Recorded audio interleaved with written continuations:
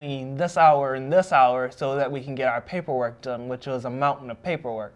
Mr. Giddings, I could see you smile there. What do you feel about that one? I saw that little smirk there. Well, I'm just responding to Sam with the mountain of paperwork. I think that's that happens. I mean, that's our system. I'm not sure how much you want to get into the paperwork issue. That's just a mechanism for agencies and organizations and government to make sure that what they're providing is something that's worthwhile and productive. And as you said, I think the term you used, Sam, what did you use when you said something about constructive?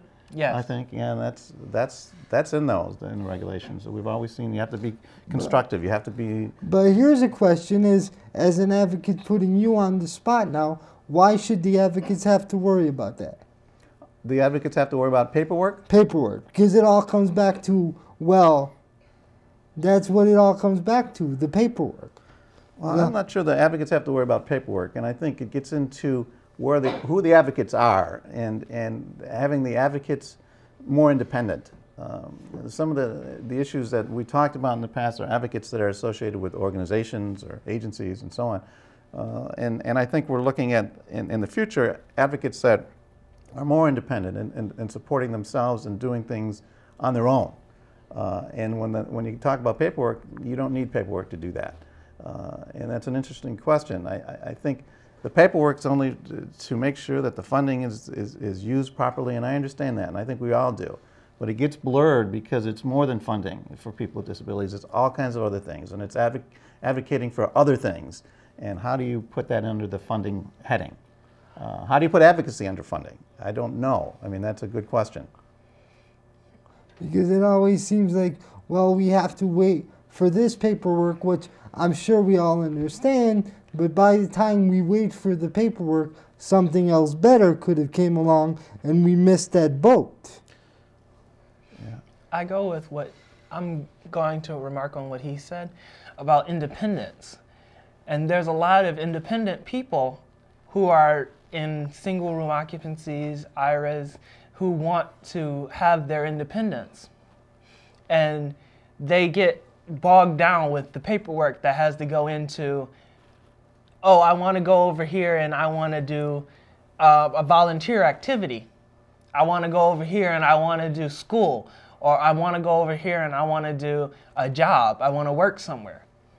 Now, they get bogged down with paperwork because they're not considered able to make their own decisions sometimes by the staff because of the fact that they are who they are. They are considered a disability. Mike, I'm sure you've seen that visiting some of the IRAs. Oh, sure.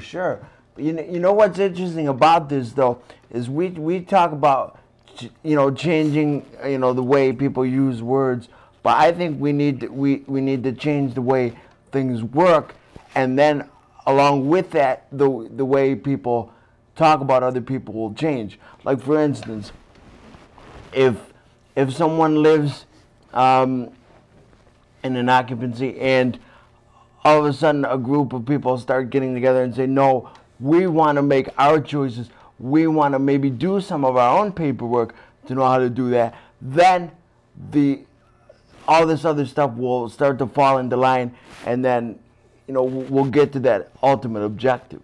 But those things take time and they take small steps, and that's what I think some self-advocates have problems with, is it's not all going to happen overnight.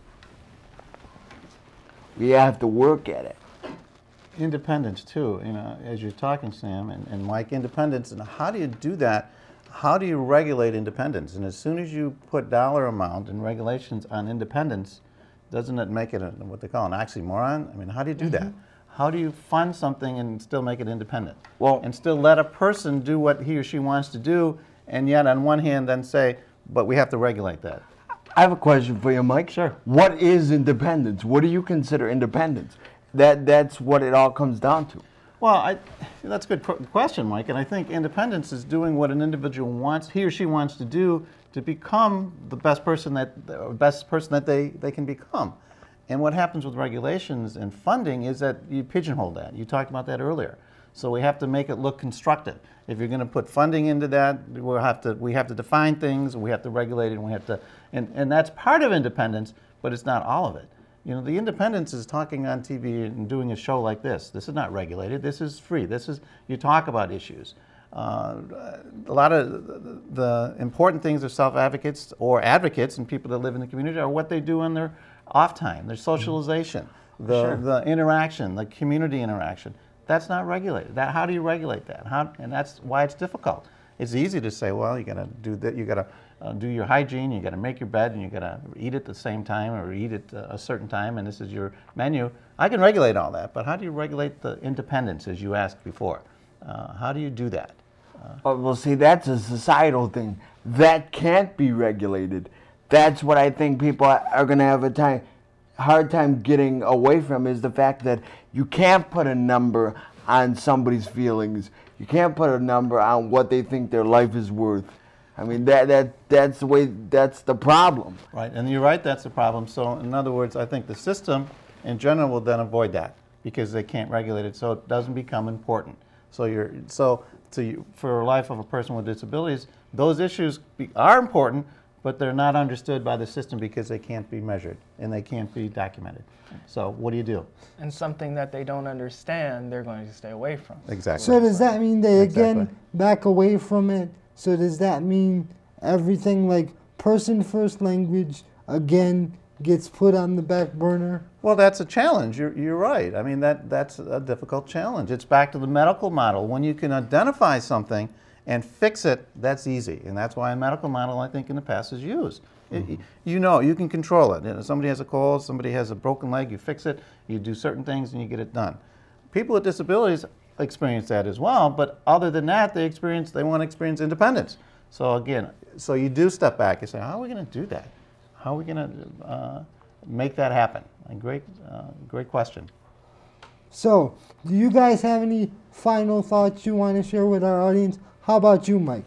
Well, my final thought on this is I just wanted to come to a day where we don't have to label anyone anything for any reason, that we would just be able to use terms like the people I assist, you know, like if I was in aid, I would say, well, this individual that I assist named Joe or something like that. Something where we don't have to label someone something because to fit in our own little box. How about you, Sam? I think when it comes the day that we can look to alternatives, like using words where everyone understands that this is independence, the independence to be who you are. My name is Sam. My name is, I'm a poet, I'm a writer, anything of that nature. That will be the day when they understand who each and every person can truly be out of their long run. And how about you, Mike? Well, I'm just glad to be here and listening to you guys because I learned a lot through this process, so thanks for having me here. But I think people-centered or people-first language is not only for people with disabilities. Now, I think it's a movement that can be, maybe as you said, Mike, for the population in general, that we're people, that it's respect. And if we look at that and highlight that, I think that's what you want, and I think that's all that's being said. It's the respect, and people first is, I want to be a person first, regardless of what services and what supports I need, whether it's developmental disabilities or someone with wears glasses or whatever it is. It doesn't matter, we're all people.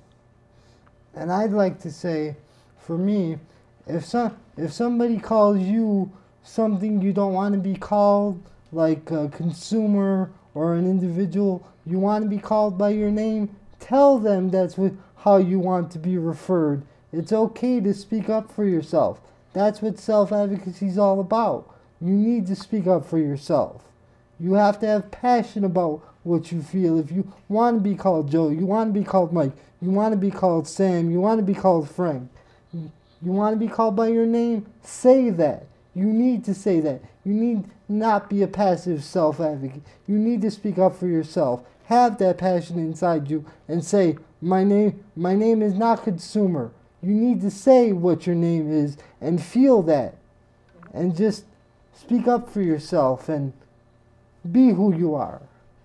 That's what I want to say, and I'd like to thank our guests for having this enlightening discussion today and informing all of us about person-first language and just being here today and sharing with us. This is BJ Stachio for Self-Advocacy in Action. Have a great self-advocacy day and a great self-advocacy week. Thank you very much. Bye-bye.